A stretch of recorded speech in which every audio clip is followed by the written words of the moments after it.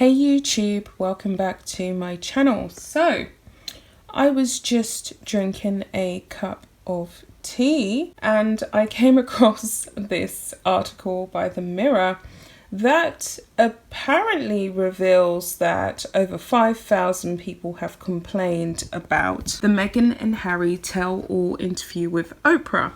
And I'm guessing half of those complaints are to do with the fact that as a member of the British public myself, I have not directly complained to Ofcom, but I possibly will at this point. People have now become sick and tired of Meghan and Harry updates, and they just want it all to stop. So I'm going to get into this article because I think it's quite funny. And let me know your thoughts at the end of the video when you finally get through it. Meghan Markle and Prince Harry's Oprah interview sparks 5,000 furious complaints. Waves of complaints have been flooding the broadcaster watchdog Ofcom since the couple sat down with the US talk show host for a tell-all interview. A staggering 5,178 viewers filed their complaints about the Bombshell interview, detailing the star's new life across the pond in the United States after they stepped down from their royal duties in 2018. Fresh eye-popping figures have been released in the latest report supplied by the broadcaster this week, according to the Daily Star. It followed on from last week's report, where 4,398 complaints had been made about the interview. Among many bombshells dropped, Meghan and Harry claimed they were married 3 days before their glamorous royal wedding. They have since done a U-turn on the claims after the real marriage certificate emerged, showing they tied the knot on May 19th when the rest of the world was watching on TV.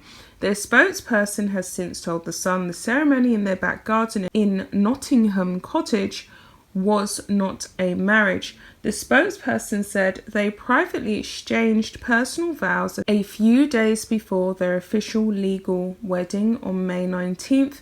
In the Oprah interview, Meghan said, 3 days before our wedding we got married, no one knows that. Elsewhere in the interview, the couple made sensational claims that an unnamed member of the royal family made a comment about how dark their son Archie's skin would be. Taking centre stage in the world, Meghan and Harry invited the cameras to talk about their personal life since leaving royal life behind them, and of course that is extremely annoying because they said they wanted a private life, so why would they be inviting us to see their personal life? They also announced they would be welcoming a baby girl into their family. The Mirror has approached ITV representatives for further comment. What's more, the interview riled up Piers Morgan so much he claimed he didn't believe anything Meghan Markle had said on a rant on Good Morning Britain. In dramatic scenes, he stormed off after having an on-air clash over the interview. The presenter then sensationally quit Good Morning Britain as he stood by his beliefs after the Duchess of Sussex herself lodged a complaint against the star. His opinion also courted controversy with members of the public, but many have been petitioning for the star to return to his post on Good Morning Britain. Like I said in a previous video, I really hope that Piers does come back to Good Morning Britain because Meghan Markle is not worth it. She really is not worth it. They haven't gone into detail as to what these complaints were about, so I'm guessing that they are confidential. I can only imagine that it comprises of a lot of people just saying, let them have their private life. Why did Ofcom feel the need to broadcast this and force us to listen to more bile from Meghan and Harry? That's all I can really say. So someone has commented down here and said, I don't know why everyone is not up in arms over these liars. Meghan says the conversation about Archie's skin colour happened when she was pregnant with the child. Then when Harry joins the conversation later, he says the question was asked before they were married. Also, watch Meghan's hands while Harry is speaking because she squeezes Harry's hand on the armrest whenever he says something different from what she has already told Oprah, which shows that they were colluding, conspiring and lying.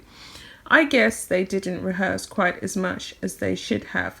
So many mistakes in their stories. They can't really keep their story straight for more than 2 minutes, to be honest, because they're making it up as they go along. They said they was married before the ceremony on May 19th, but then it comes out that they wasn't. So which one is it? So someone else has said, Harry really made me mad when he acted like we should all feel sorry for them because the palace wouldn't pay for their security after they moved to Canada.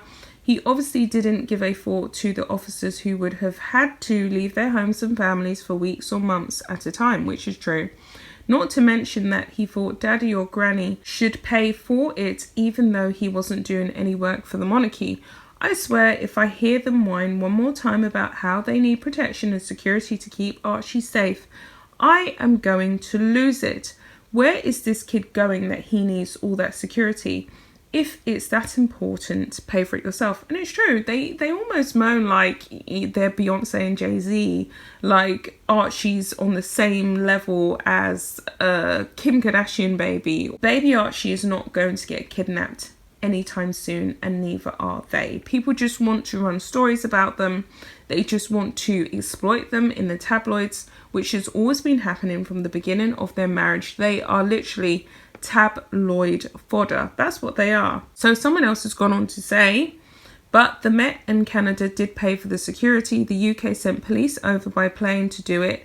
We also had Royal Canadian Mounted Police tasked for security for them, but they used them as errand boys late at night, running out and bringing back fast food that they ordered by phone. So much for being scared and needing security. They wanted gophers. But there was a taxpayers' revolt and the Prime Minister had to have conversations with, I believe, the Prime Minister of the UK, saying that it had to stop. We pay for the security of the royals here on official business, not for them to do yoga all day. And they left without a thank you to the UK or Canada, which is how a lot of people feel. And it's true. You know, this is what is going on. They did exploit their security team when they was in Canada, which I actually remember. There was a lot of leaks that they were actually sending them to get Starbucks. They were sending them to get fast food and lattes and all the rest of it. And I think Whole Foods trips as well, which would have all been probably more than likely Meghan. You know, this is someone who would have taken full advantage of telling staff what to do, when to do and how to do it, because she never had that before when she was just a mere cable TV actress. So someone else goes on to say, funny, isn't one of Harry's new jobs to stop the spread of misinformation on social media? Then he goes on TV and tells untruths for Oprah. A perfect example is when they got married. They would have never told the truth if they hadn't got caught out. Harry, get it together. You need to go back on TV and this time tell the truth. I realise Meghan will never do that, but you can and you really should. That's where I'm going to leave it, guys. That's where it's at, and it's true. Harry really is just, he's a traitor to his family and they definitely need a lot of help and people are sick and tired of them. I think that 5,000 complaints is modest considering the amount of headline and tabloid space that they hog. So anyway, guys, I'll be back with another video. Bye, guys.